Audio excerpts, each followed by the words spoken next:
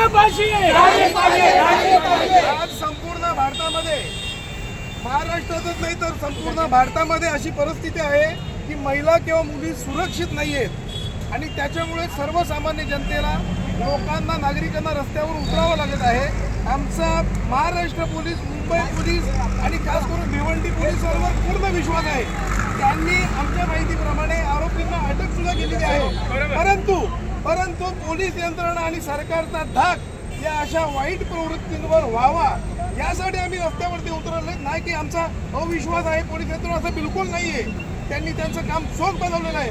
परंतु पोलीस यंत्रणेला आणि शासकीय यंत्रणेला माझी हात जोडून विनंती आहे की जे नागरिकांसाठी असे लोक रस्त्यावर उतरतात, कुठेतरी आपण सुद्धा त्यांच्या बाबतीत त्यांच्यावर गुन्हे न नोंदवता ते लोकांसाठी उतरत आहेत याची भावना आपण मनात ठेवावी।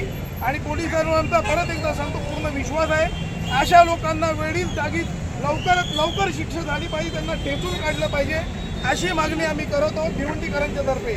फाशी द्या, फाशी द्या, फाशी द्या, फाशी द्या, फाशी द्या।